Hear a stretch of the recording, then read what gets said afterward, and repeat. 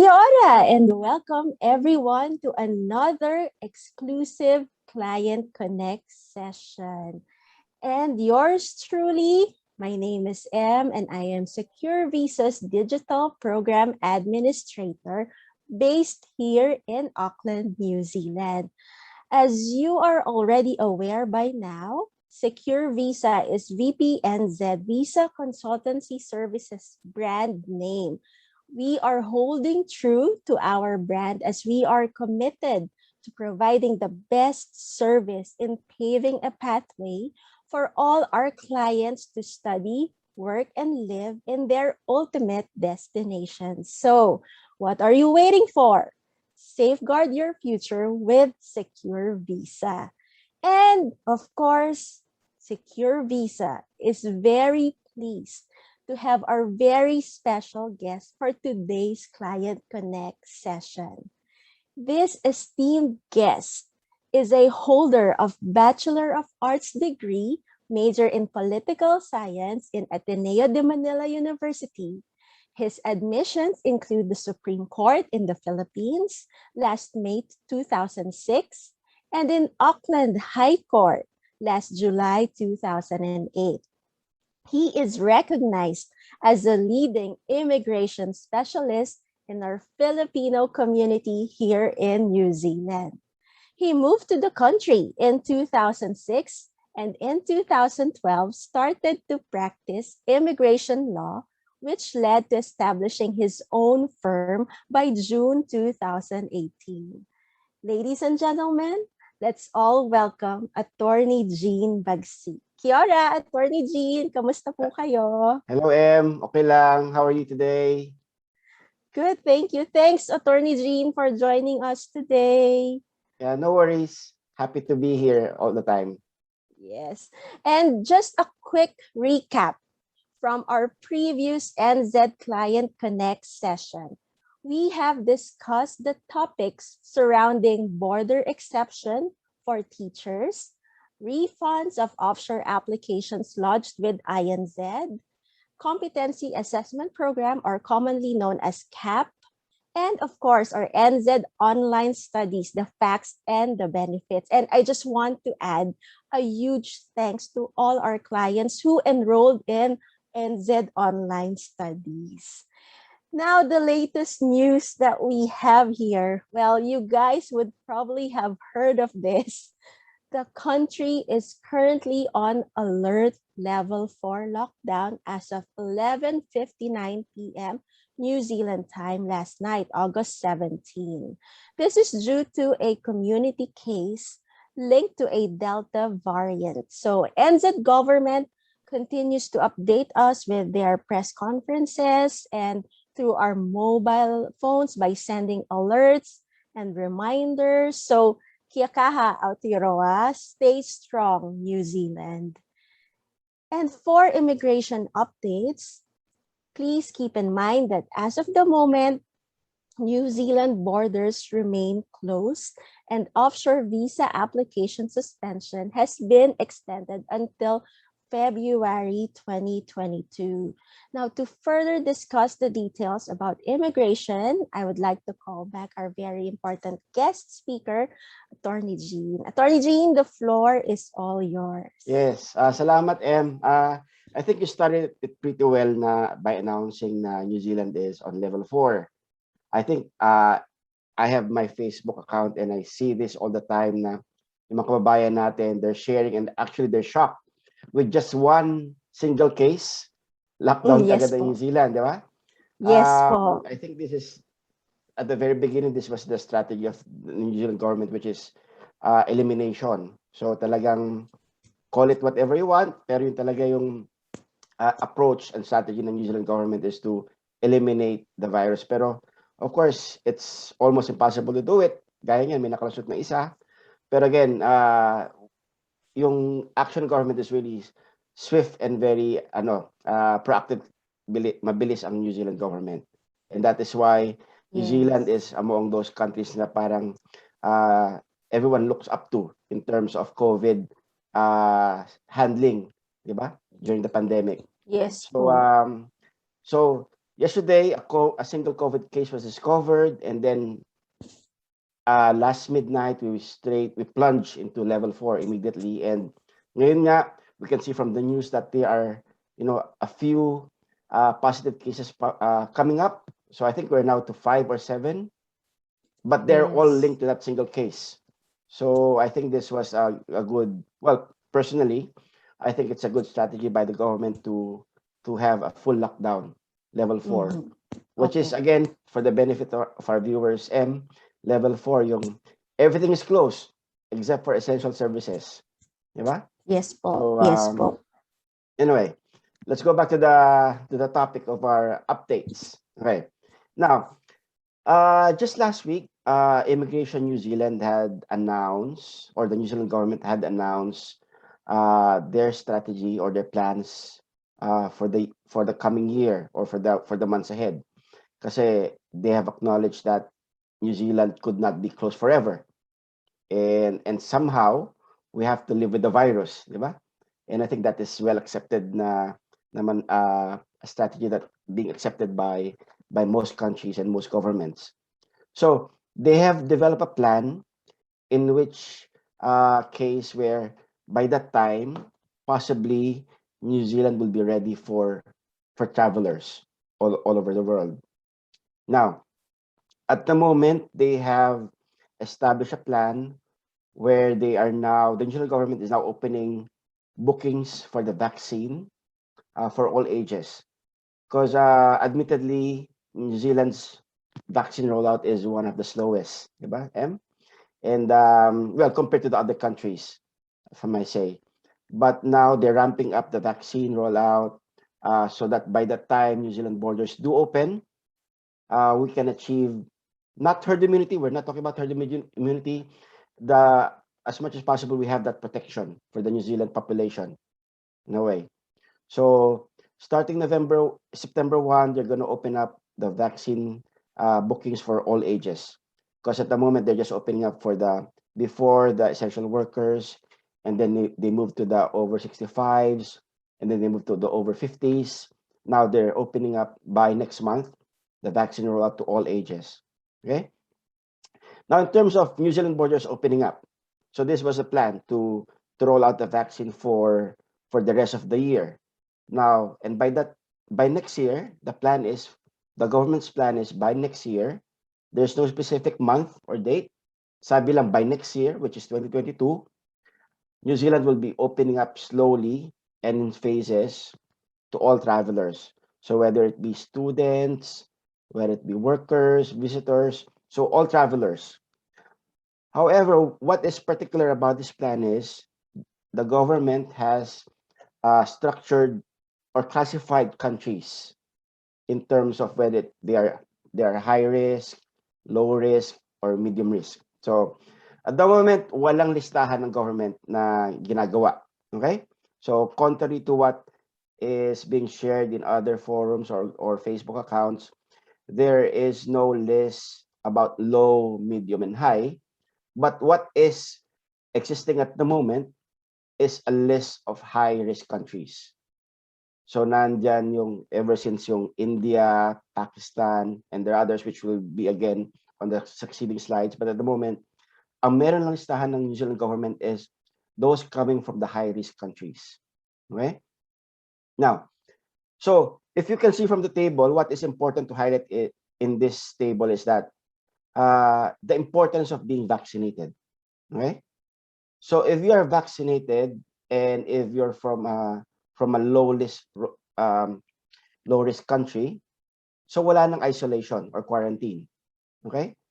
And then if you're from a medium risk country and you are vaccinated, then medyo limited yung days instead of the 14 days, so mas konti na.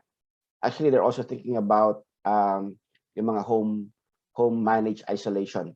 So you isolate yourselves at home. Pero I think that is something being discussed, but at the moment it's not something being implemented. But at the moment, it's mandatory for 14 days, MIQ. And then for the last part is those coming from the high-risk countries and those who are unvaccinated, then you have to undergo 14 days managed isolation. And I should say you have to pay for it. At the moment, you pay at 5,500 New Zealand dollars for the managed isolation booking in a hotel. Okay. Now, also part of the opening of the borders by next year, it's mandatory for everyone. I think it's being implemented now that you have to present a negative COVID-19 test. Okay, before boarding the plane. So I think there's a window of number of hours where you should take the test. I think it's 72 hours, but please check if how many hours. But I think from for the most part, 72 hours, and that means mga 3 days before your departure. So you have to present a negative COVID test. Okay, and the last phase of the plan is so. Probably, again, there are no set deadlines, there are no set dates, but the plan is, if everything is, all panned out, there should be a quarantine-free travel for all vaccinated travelers.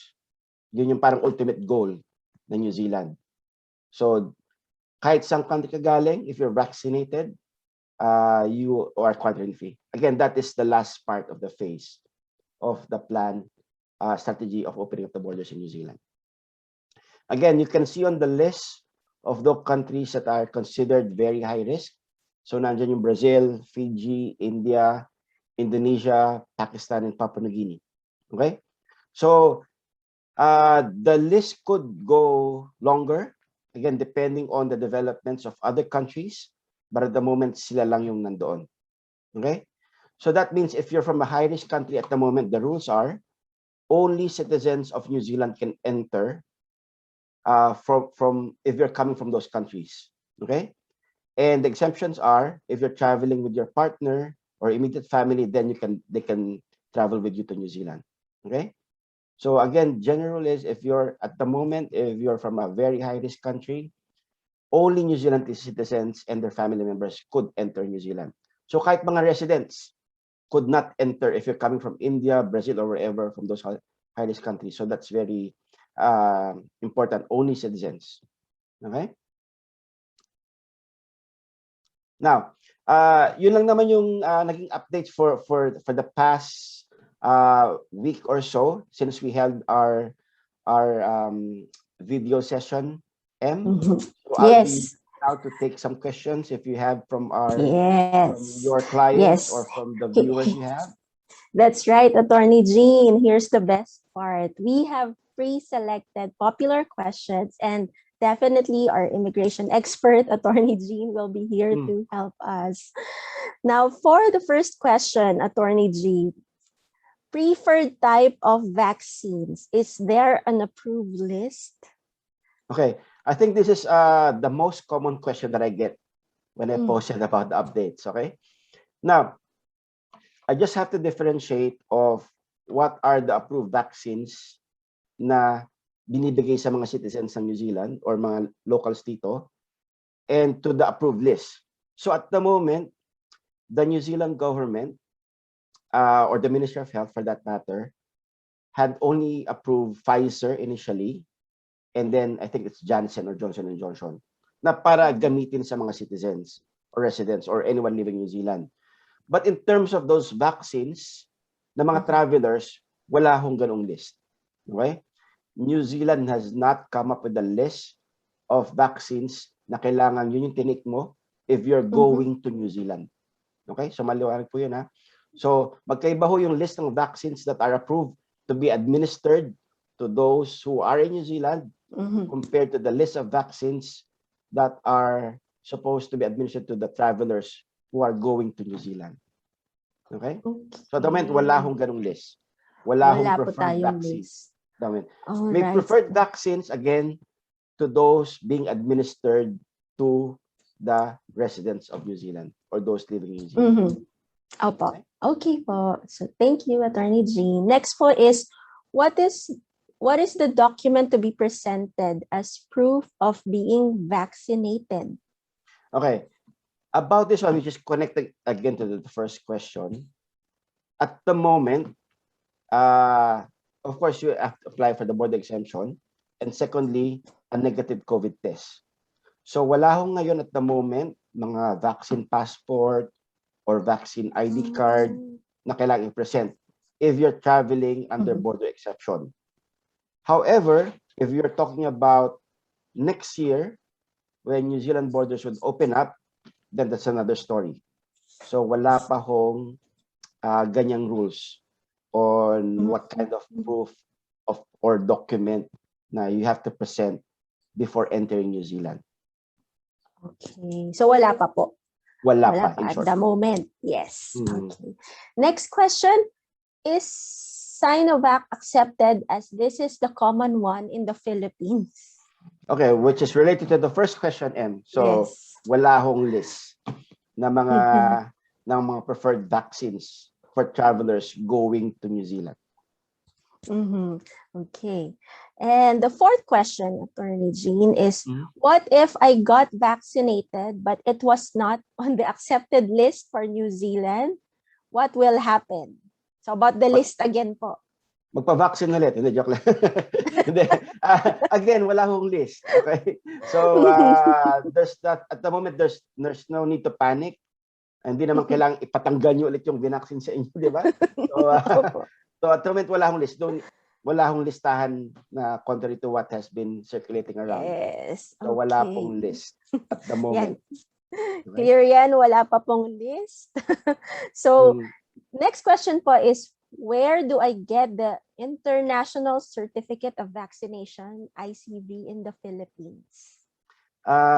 Again, this is something na I just read on the news, yung parang yellow passport ata yun, yes, yellow card. Nakikita ko nga rin yun. Yes, I think it's with the Department of Health Bureau of Quarantine. It's something I don't know how to procure.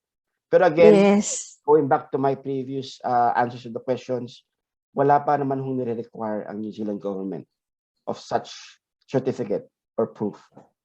And related na naman, Attorney Jean, is ICV free? I don't know, pero may mga nag-comment sa post ko parang 300 pesos ata. So again, so possibly it may come with possibly it may charge. Yes. Ayun. So best na i-check na lang din nung nagtanong yung ICV kasi on our end hindi pa kami familiar with the ICV. How it And goes. it's something I don't really research about kasi hindi pa naman nire-require. So why bother with something na that should not be we should not be bothered about, di ba? Yes po. Tapos additional na lang, Attorney Jean, maybe we'll get the last two here. The first is for nurses, need po ba ng job offer bago maka-apply ng CAP? Okay. Now, for those CAP nurses, meaning yung meron na silang, they have their qualifications and experience assessed by Nursing Council, meron siyang CAP letter, mag-aaral na for bridging course. So, hindi ko kailangan ng job offer. You just need an offer of place. Offer of place meaning meron ka ng school or CAP provider na pupuntahan where you're gonna do the bridging course. Okay? Okay po. So, hindi po need ng job offer. Hindi kailangan ng job offer. Pero I think from what I've been hearing, after the CAP course or even those di pa natatapos, job offers are, sobra daw dami ng job offers. Hindi ka pa natatapos ang CAP program. Okay? So don't worry about the job offer kasi marami yan. When you are a registered nurse, maraming job offers. That's amazing, Attorney Jean. So for nurses, ito naman po, somehow related din po. The last question for this session, I'm a caregiver currently working in Hong Kong. Can I try to apply for CAP? I have a bachelor's degree in the Philippines and some work experience as a nurse in Manila. Okay. Now, under the rules ng Nursing Council, again, I'm not a nurse, but I'm just basing it from my experience with my nurse clients. Ang rules ng Nursing Council is generally you must have at least 2 years RN experience. Okay? And that 2 years must be within the last 5 years. So yun yung rule ng Nursing Council. But I've heard nursing council do give some exceptions to depende rin sa situation mo, depending on your experience if you have not left the healthcare industry or whatnot. Pero if you even look at the website now of nursing council, you must have at least 2 years RN experience, and it should be within within 5 years. Okay. So Attorney Jean, this year is 2021, so dapat 2016? 2016. Tama Yes, po? within the 5 20, years, yes. Yes, within O, the kasi last. syempre with the healthcare, you have to be updated with the Yes. with the policies, the laws, the practice. Kaya nga, I know like for lahat naman ng professions, like even nurses, they do have like parang updates or study days where they have to be updated with the current practices or laws or policies in the industry. Apo. Okay? So if we will count na around 2016, 2017 po, no, starting. Kasi 2021 na tayo ngayon. Okay, so that's it. Great questions and answered by our immigration expert, Attorney Jean. Thank you so much. Now moving on. Remember guys, for all our clients, please, you may get in touch with us via our email, helpdesk@vpeduc.com, and we will try to reply as soon as possible. And I would like to call back again, Attorney Jean, for your closing remarks to our viewers. Closing remarks, siguro, I mean, the most important aspect that we can take from the announcement of immigration or from the New Zealand government about opening up the borders is the importance of being vaccinated. Okay, so I don't want to make it a political issue, pero I think being vaccinated is very important. I mean, not just for your health, but I think especially if you have like plans of going to other countries such as New Zealand. Okay, so nakita niyo naman, if you're not vaccinated, parang New Zealand will make you stay longer in an isolation facility, di ba? And possibly it might be a cause for the decline of the visa. I don't know. Pero again, that's the important thing that we can learn from the most recent announcement from immigration that they have announced. Okay. So and yeah, I mean, what else? Keep safe, of course. I mean, the Delta variant is very tricky, sabi nga nila. So it can spread really fast. So just take care and take all the necessary precautions, and of course, continued prayers, and of course, taking care of yourselves and your families. Okay. Yes, all right. Thank you for having me. Thank you, Attorney Jean. And remember, here at Secure Visa, our goal is to do better every day. Now, everyone will be receiving an email to answer a short survey, so we would know your thoughts, your comments, your suggestions about today's Client Connect session. And also, for those who would like to connect with us, you may send us an email via info@vpeduc.com, and also you may phone us via our Philippine line and our New Zealand lines, and do follow us on our page, Secure Visa Consultancy Services. Remember that three-dotted section found on your upper right. Click that one, click Manage Follow Settings, and hit Favorite, so that every time we have news, we have updates, you will be able to see them at once on your feed. And also, we have our LinkedIn page. You can add us up, all right? And that's it for me. Thanks, everyone, for joining us today. And don't forget to follow and share our Facebook page. And watch out for our upcoming webinars and live sessions. Keep healthy and safe, everyone. And goodbye for now. See you. Goodbye.